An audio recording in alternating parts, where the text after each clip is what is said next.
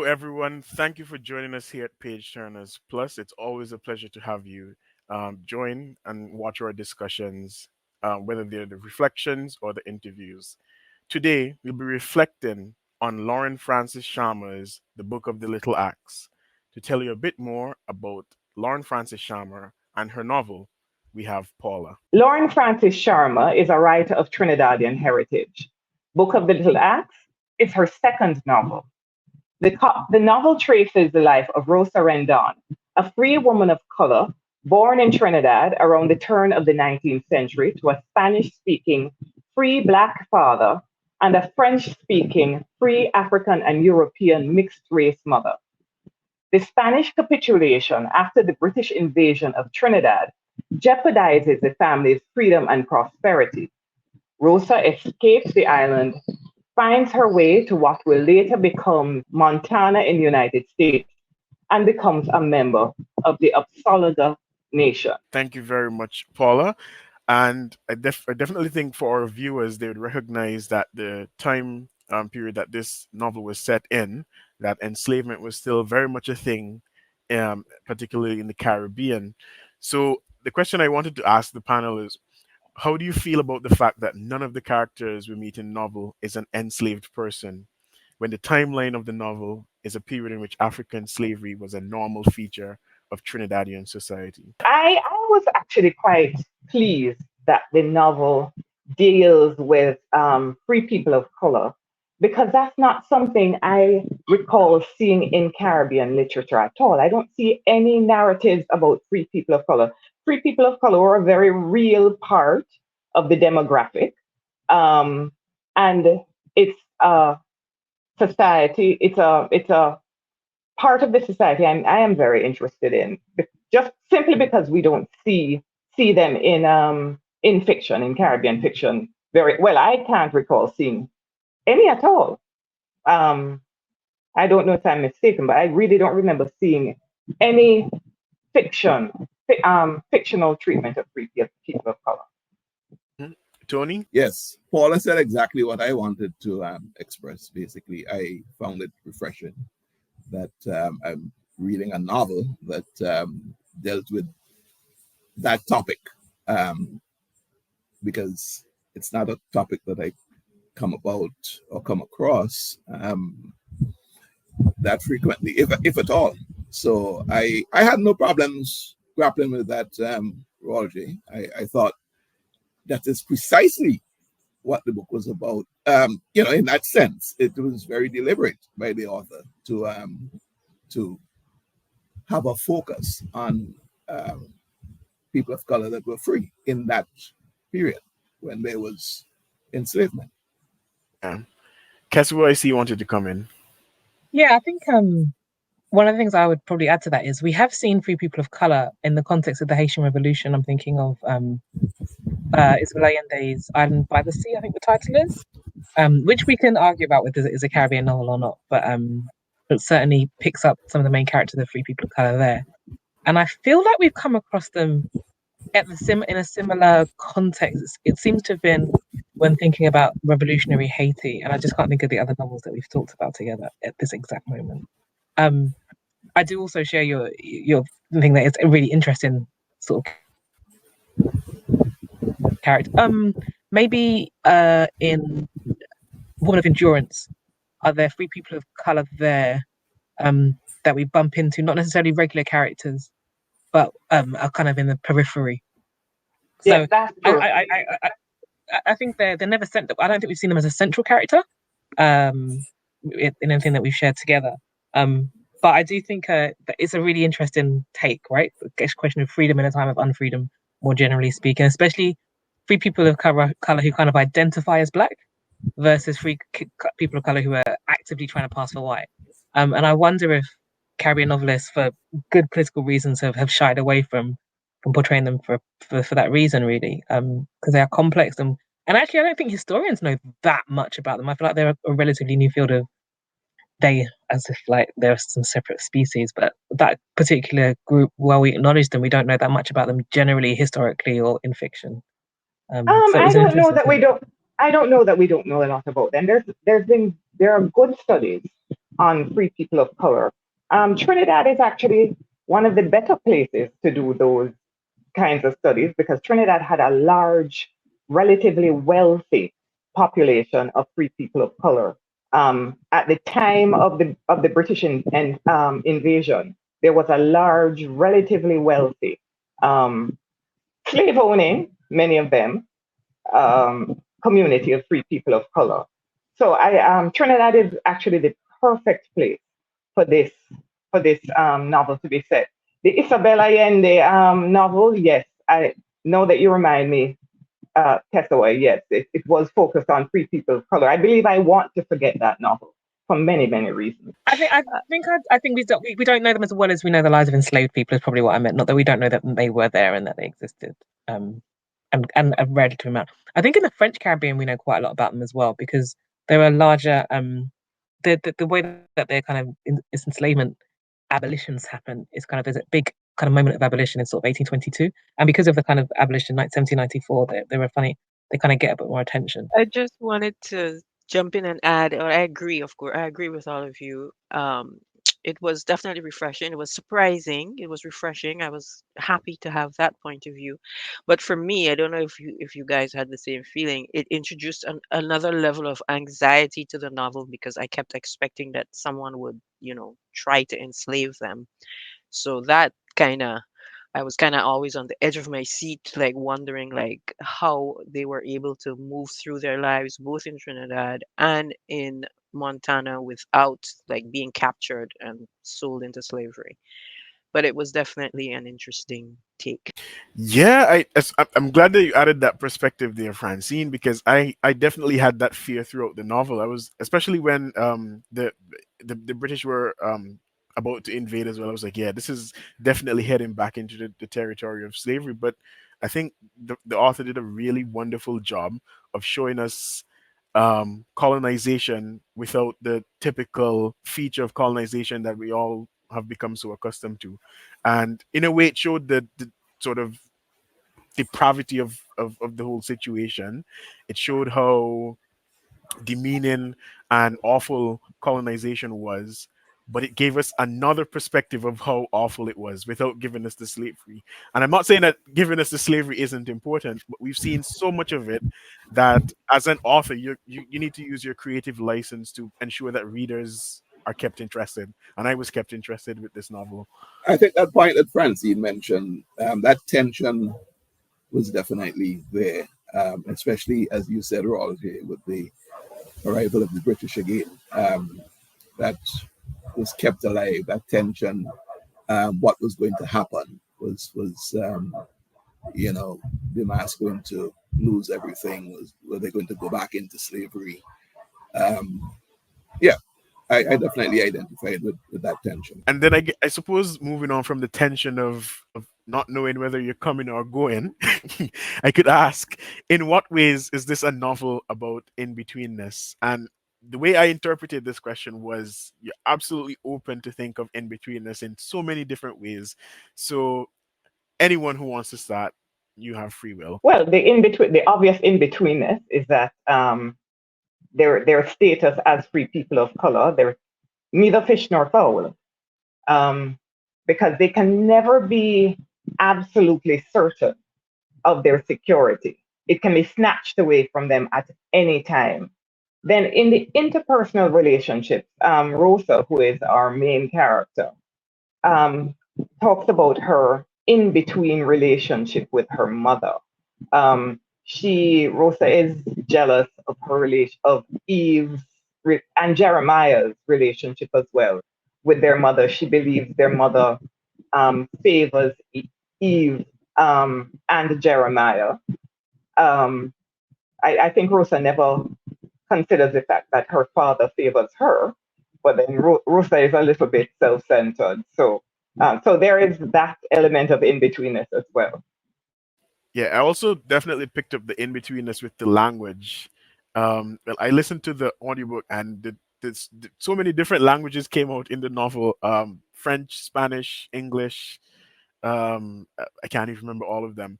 But then I also thought of in betweenness in terms of Victor's life. and the novel starts out with him participating in a ritual that's meant to be his transition from boyhood to manhood, and I thought of that as in betweenness as well. I don't know if anyone had an opinion on that or Yes, an and the in fact that between. Victor is a black boy being raised of Soliga, that is also an element of in-betweenness. And maybe I can add the if you interpret this as in betweenness, the who's the father of who, that sort of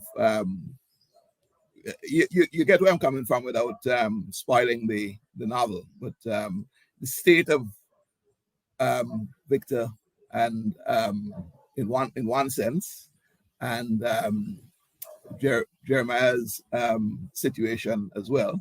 I think that is can be considered some in betweenness. Would we say that Rosa herself showed some sort of in-betweenness between the role, the traditional gender roles, like she was a woman, but she was not at all interested in those traditional gender roles, and she was way more interested in doing the stuff with her father that would typically he would do with Jeremiah, and I think the father probably encouraged that. So I feel like there was definitely some in betweenness for Rosa as well in terms of not her gender, but the gender roles, the roles that she was expected to take up as a woman and what she wanted to do with her life instead. I don't know what you guys thought about that. I mean, I, I think I need to get everyone's opinion on this because I was wondering if that was creative license on the author's part, or if that's a thing that was a reality in terms of Rosa not confining herself to the traditional gender roles of the time, because this was late 1800s, early 1900s. But in every era, there are people who challenge what is accepted. So I don't see that as something that the author had to take great That's liberties. I think that's not in every era there are going to be people like that. But Yeah, I but that was agree. I think because I mean otherwise we would never move forward, right? Someone has to challenge the status quo. And I just realized that in fact Jerry Mass as well had was also grappling with the same thing in terms of the gender roles.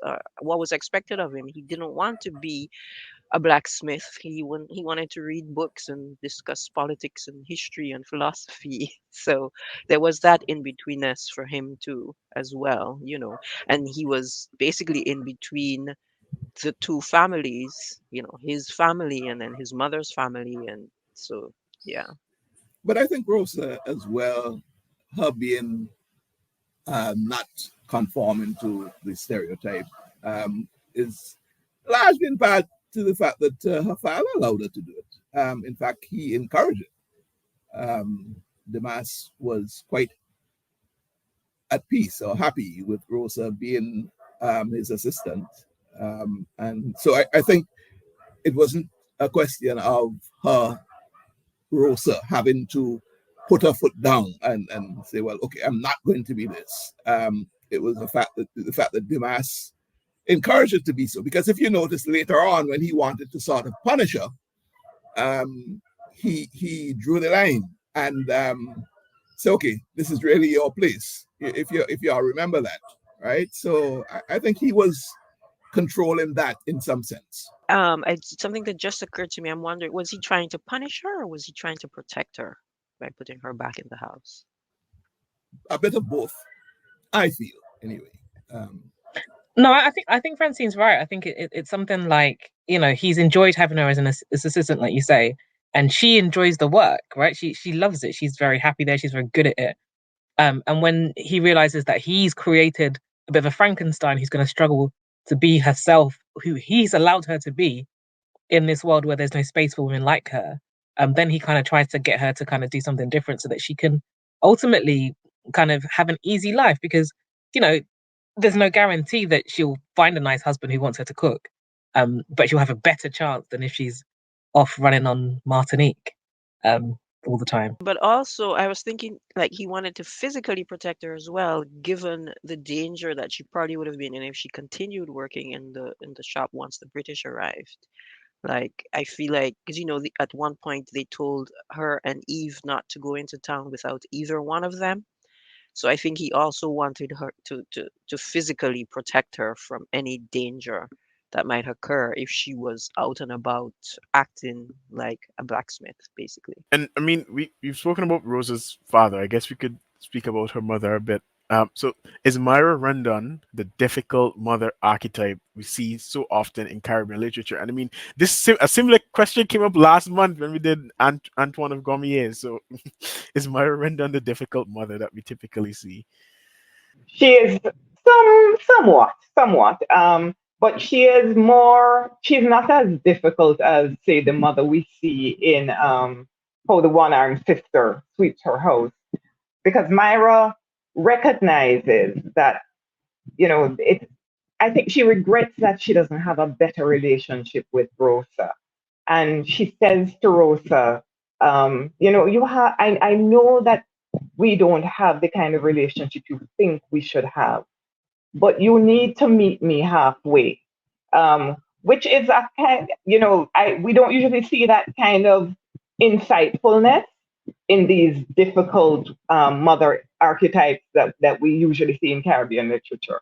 Was there some tension though, because of Rosa's closeness to the mass? Was there some jealousy there between both of them, the mother and Rosa, competing almost for the masses? Didn't you sense a bit of that? I didn't sense any of that at all. I a lot of it, a lot of the difficulty she had with Rosa was because Rosa was dark skinned and because Rosa would not conform to the gender roles. So I saw those were the difficulties I saw. Um, you know, that Myra subscribed to the European idea of what constitutes beauty. So she, as a light-colored black woman, is beautiful. Eve, because Eve takes after her, is beautiful. Um, Rosa takes after her father, so she's dark-skinned. She has tight curls. Um, so in her mother's eyes, her mother thinks, well, this is a child I'm going to have a hard time marrying off because she won't learn anything in the house. She's not interested. She's dark skinned already. That's going to make it hard for her to find a husband. And I think those were the tensions. I didn't see any jealousy. I think that the relationship between Demas and Myra was very, very strong. They were each of them was a strong human being. Each of them was a strong character, but they understood each other. And Yeah. the novel constantly told us that they saw themselves as inseparable. The novel called them axle and wheel. Mm-hmm. One cannot function without the other. And the novel Mm-hmm. kept that motif of axle and wheel to describe their relationship throughout. Yeah. And then there was a point where Eve, when Rosa says, they were always at each other's throats, and Eve says, no, it looks that way, but they knew their relationship. They were secure in their. Yeah. I think the tension, Paula, just to rephrase, or I'm rethinking now, after what you articulated, I think the tension I spotted maybe was between Rosa and the mass as a result.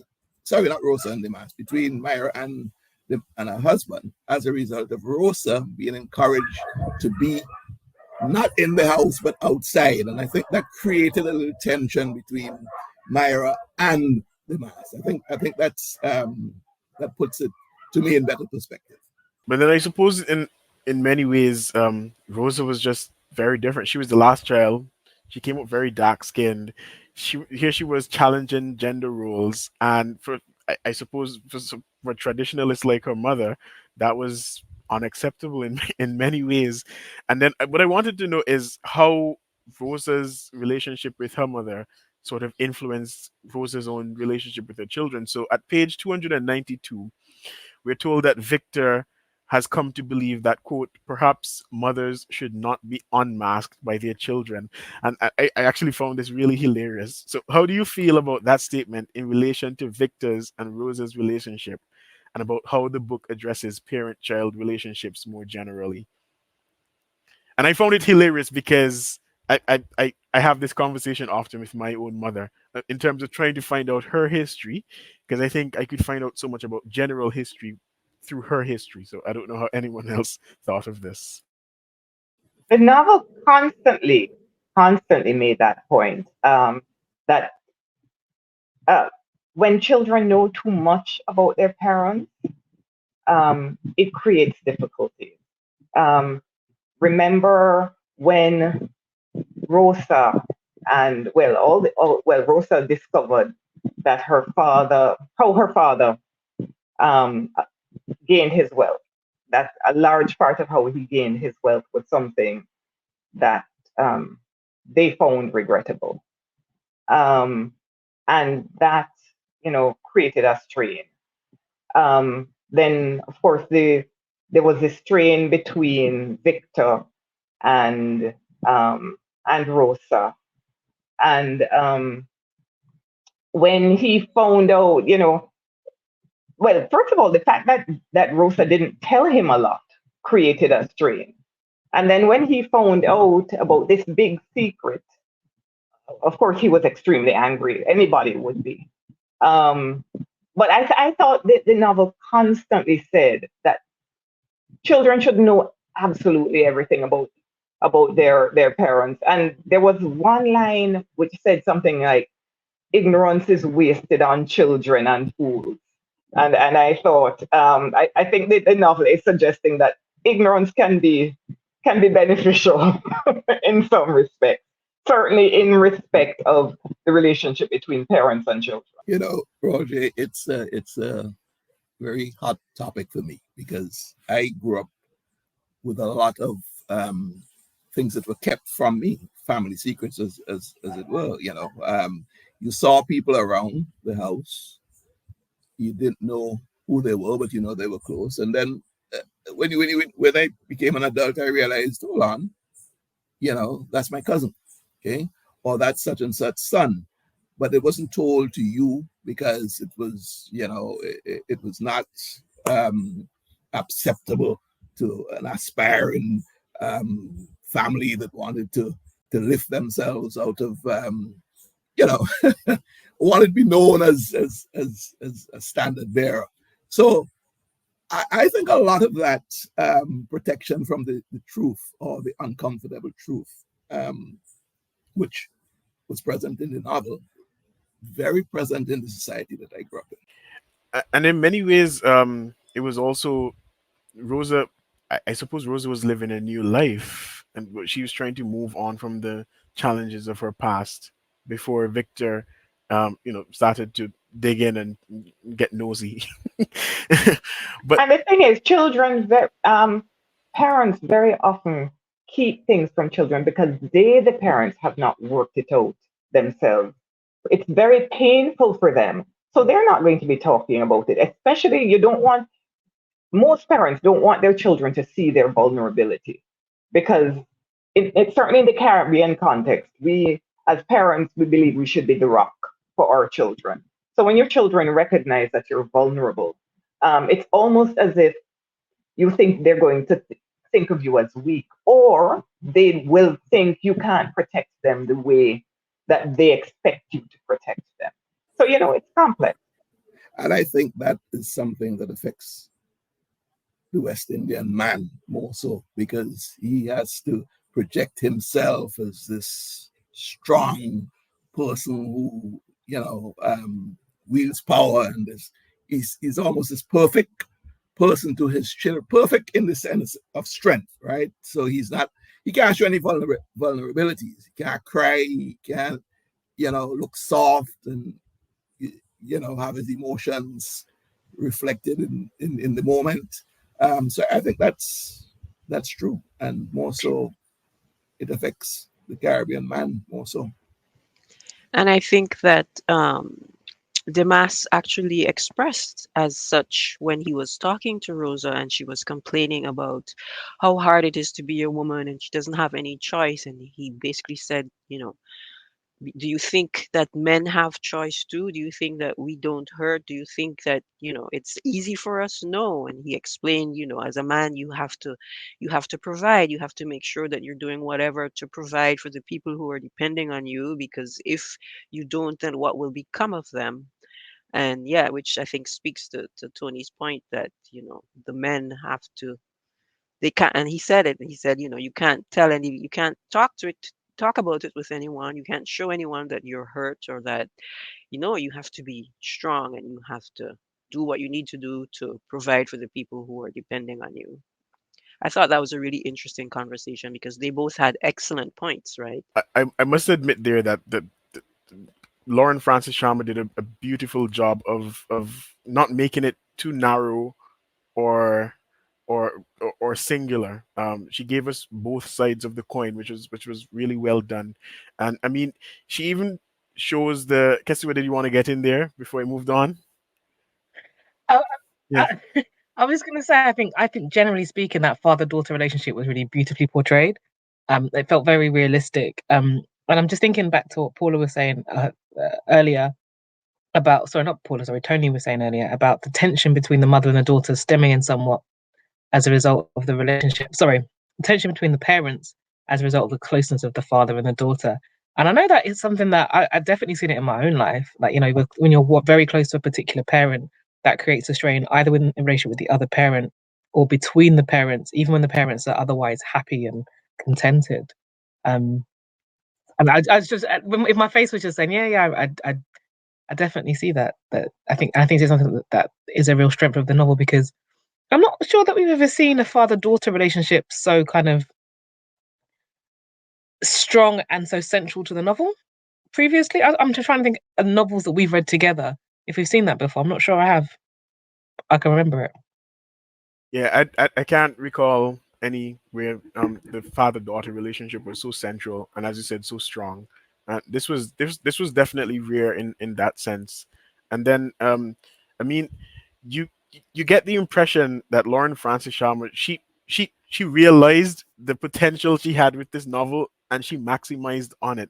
She realized, look, this is a novel I'm writing for 2020. I've seen all the different examples of historical fiction and I'm going to run with it. And she really did.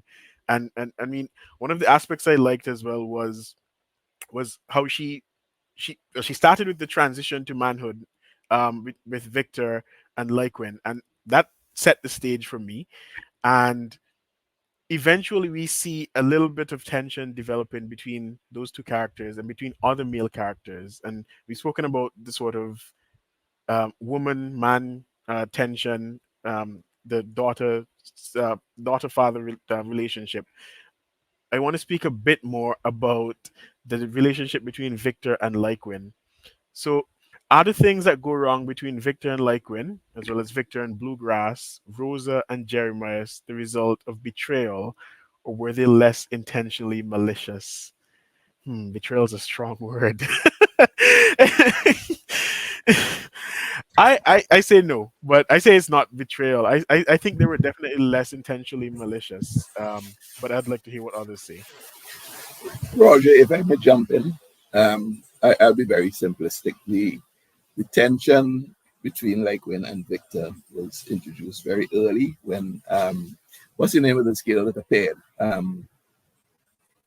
Underfoot. Underfoot. Underfoot, right? Yeah. So when she appeared, so that brought the tension right out, and it never dissipated after that. And the simplistic way in which I'm approaching that, and please don't shoot me, but I have, and I'm not equating humans to dogs, right? But I have three dogs in my yard, two are males and one is a female, and the two males don't get along. Okay? Read what you want to read out of that. No, but I mean, Tony, I think I agree with you. I mean, they were fine, and then along comes Underfoot, and everything, everything kind of changed immediately. Which reminds me, actually, I'm thinking, isn't there another book where something similar happened? And didn't that happen in Antoine of Gaumier, where there were the cousins, no, the brothers, when their cousin came to town, and they both were basically fighting for her? Yes, yes, Yes, yes. that happened in Antoine de Gaumier. So I don't really, I don't think you're being too simplistic, Tony. I think you've kind of sussed it out. That was the root of the problem, Can I unfortunately. add some? Can I add some sophistication to the analogy? Yes, That, please do, that the because problem, otherwise, yes, add some because I'm not sure sophistication, please. I don't think it's the issue is that a woman comes along.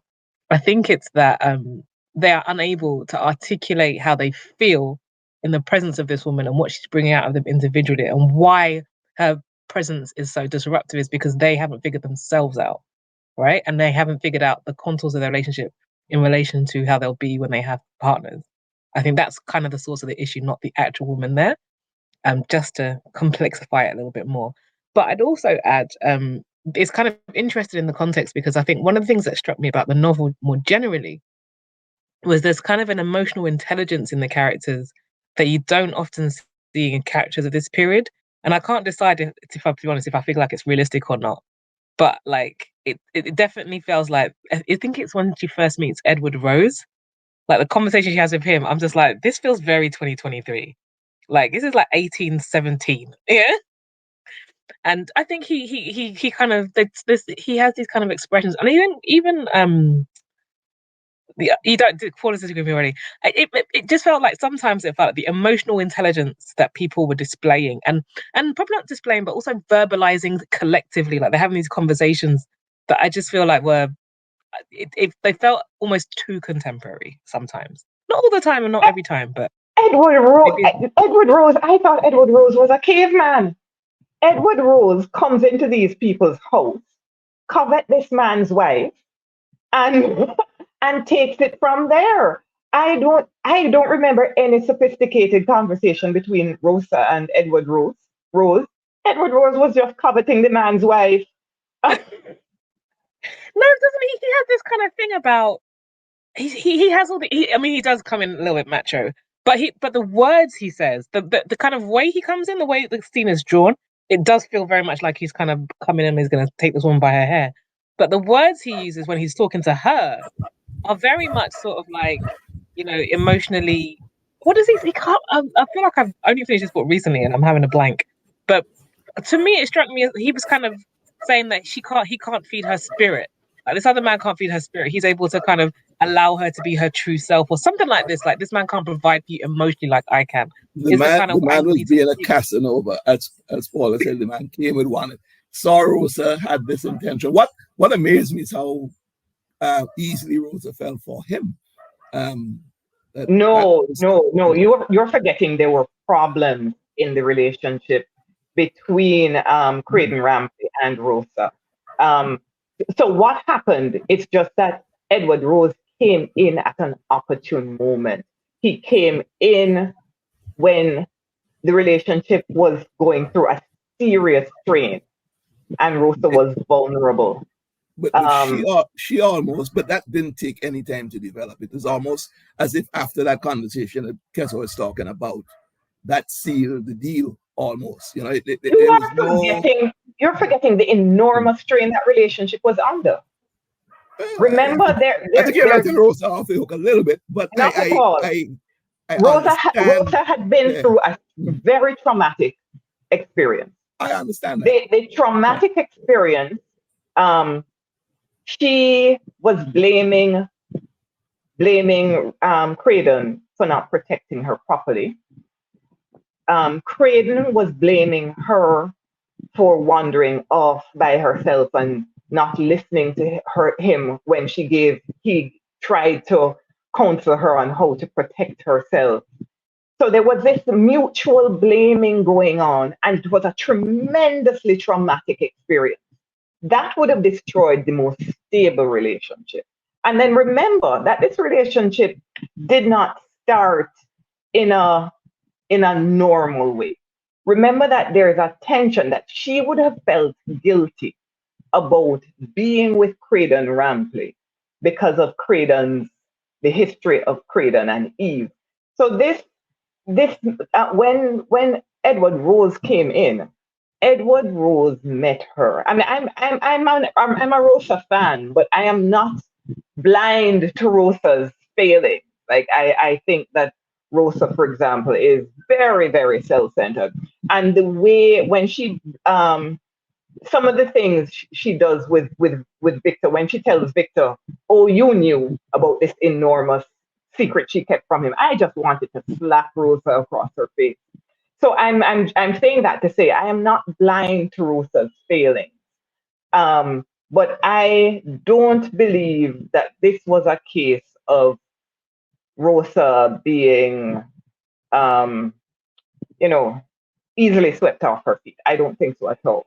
But I don't think Edward Rose is as a caveman as you describe him to be, simply because he came in, spotted that vulnerability almost right away, had the words to sort of woo Rosa in his vocabulary and his style and all that. And I think that's what Kessa was getting at. The man seemed like a modern day sophisticated Casanova. So wait, back in the So, day, men weren't sophisticated back in the day? not cavemen. But I think, and I wanted to ask Kessie with this because I'm wondering if it's because we have such expectations of the time this novel was set. We expect people to be so rudimentary, so basic, uneducated, unskilled, unqualified. Is it because you have that sort of perception of the time this novel is set that I you mean, think speak for yourself, you Roger. can't That's be not my you can't be perception. No, because no, that's what I got from you saying that the conversation seemed very 2023, that you thought that these people back then it was No, too early for human them beings to. have always been able to have strong feelings and to a certain extent articulate them. No, I'm probably misrepresenting what I actually mean then. Because I think humans have always had the capacity to love, hate, have a range of emotions, and be fully human as we are now. That isn't what I was getting at.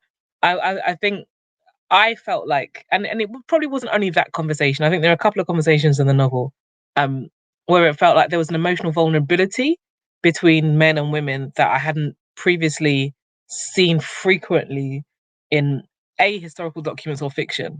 I think that's probably more what I mean. I don't necessarily mean that everybody was a caveman before 1983 or whenever you're dating us being fully evolved. Kester, you Um, obviously didn't grow up reading Jane Austen. well, that's Um, what I mean. Well, maybe. I mean, I didn't read a lot, but I do love Pride and Prejudice, so I resent that statement. Um, no, I think I've expressed myself really badly, and I'll accept that, and I'll take I'll take the loss. Roger, talking about things that felt modern, to Kessler's point. I tell you what felt a little too modern for me, given the time the novel was dated. Some of the slangs. I did this one convincing that they existed in that time. Like we as we. That you want to tell me Trinidadians had that slang way back in the 18th century? I'm not sure about that. And there was I there, there agree was with some you others, no, Yeah. 100%. There were numerous times, and I was like, I know for a fact that people were not speaking like that back then. That had not evolved yet. There were a couple of, yeah, even when, discussions of the food they were eating, I was like, I'm yeah, not that sure about that. no, I agree. I agree with the black cake reference because black cake is a version of of English plum pudding. Right, So they exactly. wouldn't have when they didn't have British colonizers. Black cake wouldn't have been in the Trinidadian context because they didn't have the English colonial presence there. So yeah, Well, don't forget, Tobago was colonized by the English in like the 1600s. So although they no, never no, really no, talk, no. But this is Trinidad. This is not. but This that's is what I Trinidad. mean. But Remember, although they're constantly talking about Trinidad, but Tobago is only over the road, right? So it's but possible that but something's back come then from the Tobago. connectivity would have is not the same No, as no, as it is I know today. they're not Trinidad and Tobago in this period, but what I'm saying is Trinidad is the closest place to Tobago, and so it's not impossible that some from Tobago got to Trinidad, and there's some things that come from Tobago that come originally from England, so there's some Englishness there Well, that's before. a bit of a stretch. I think that's a bit of a stretch. Yeah, I No, thought I think guess not Black what Cake in particular, but I think one of the things that is confusing a little bit about the novel. Did anyone else feel that this? Is that because like Tobago just doesn't seem to really exist, and it's just there, like, and so No, I remember Demas talking about Tobago. Remember Demas was talking about the insurrection in Tobago. So yeah, so there was mention. And there was mention of a group of people landing at Toco, which is in northern Trinidad from Tobago. That's the closest point to Tobago. So there definitely was mention of it. But I think I want to get in some more controversy before we end. So, so Jeremiah refers to Francine as quote unquote puta. There's an infamous veranda scene involving Francine and Damas Rendon, and Francine does the unthinkable towards the end of the story. Does this novel contribute to the Madonna whore myth? I don't know who wants to be controversial with this one. I'll pass it on. No controversy. I don't see any controversy. No, there's no way that this novel contributes to the Madonna horror myth, for the simple reason that Rosa is presented to us, with all her failings, as a completely wholesome human being. And Rosa takes very bold decisions about her own sexuality. And it's never suggested to us that Rosa is anything but wholesome. So definitely doesn't contribute to the Madonna whore thing. But Francine, God have mercy, that woman was trouble. And just to clear up, they're not talking about me, right, guys? They're talking about the character in the novel. I was quite upset, I have to say.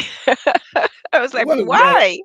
But well, it it is a was the really same. it would have been a really typical French name back then. So yeah, Yeah, makes sense. it's Francine. You felt the same way. You're feeling the same way how I felt when you were When discussing Anton Ogome. Antoine of Gomie, yeah, I thought Yeah, about you and I was like, mm, okay, so this is what Tony went through last month. but But yeah, she was trouble, man. She was wow, she was trouble. She had her father kerfuffled and bamboozled, man. Not to mention Jeremiah's a bit too. So, but what yeah, I'm I not what, sure what I that couldn't understand, and this may be a little off the question, but Jeremiah in knew the truth about you know um, Francine and what I don't want to. I'm trying not to spoil it, right? But in the beginning, early in the game, Jeremiah knew that he was not what um, was suggested he was, but still um, went in head and feet. I don't understand that. He didn't go in, he was forced in. But another thing too, Tony, is that, the thing we say in St. Vincent, if you ain't been there, your name can't call. Jeremiah had been there. So when his name get called, he couldn't say he hadn't been there. But he knew the sort of person Francine was. He had that But he correct. but he also know he been there. That's true, you know. and Yeah. I'm wondering if also he didn't see it as a way to have the life that he wanted to. Like he didn't want to be, he didn't want to be a blacksmith, right? He wanted to be like a society person, and maybe he thought that if he went through with that, that he would be able to have the, I easy don't life. I don't I don't see Jeremiah No, having had any choice in it at all. in And the remember, matter. Jeremiah was 14. He was Yes, he 14 was years young. old. It's Yeah, true. He was yeah, a yeah. kid. Yeah, Yeah, he he was was a kid. 14. Yeah. He was a kid, but he felt also, to Francine's point, the bit of escape maybe he was seeking was also because the mass wasn't willingly making him the heir of Mm. of his estate, of his lands, right? So and Rosa seemed to have edged him out. And Rosa was a piece of work there too, Paula. Rosa definitely, She rubbed it was in definitely. No, and I'm not created disputing cre- that. created that Yes, because gap between Jeremiah and his father. Rosa because definitely she wedged she herself in there she deliberately. held You on know? to what she knew, and then she would drop it at a time that was very, very convenient Mhm. for her. At the dinner table. She said nothing for years, and then, she drops the information because she knew that it would help her out. So yeah, Rosa was not easy either.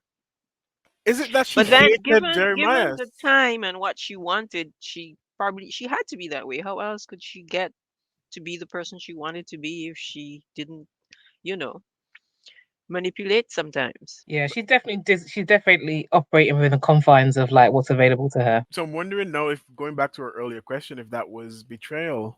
That relationship between Jeremiah and Rosa definitely seems like a bit of betrayal. And I mean, it might be good betrayal, in the sense that you need to advance in a society that sees you in a very different light in terms of Rosa and her gender roles. So I suppose that makes sense, in that regard. Yeah, the theme of betrayal as well, Royal J, was also um, running quite a bit through the novel. If you remember, Win and Victor, and when Win reappeared, and how he reappeared.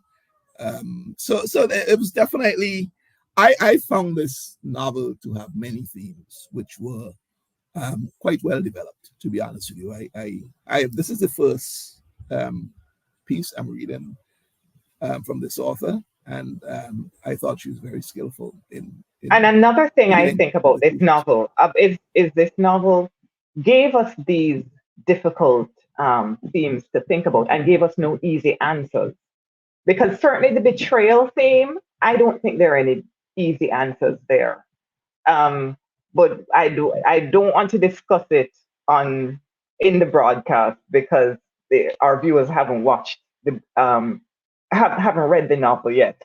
But I don't think there are any easy answers. And I think that's that's the beauty of the novel. She forces us to think and question, and particularly for Caribbean readers, and I guess for any reader who's done a lot of Caribbean reading, the fact that she integrated the sort of the Native Americans, and juxtaposed it with life in the Caribbean, that period of enslavement in the Caribbean, it beckons us to question certain things, to think of the sort of Caribbean U.S. connection.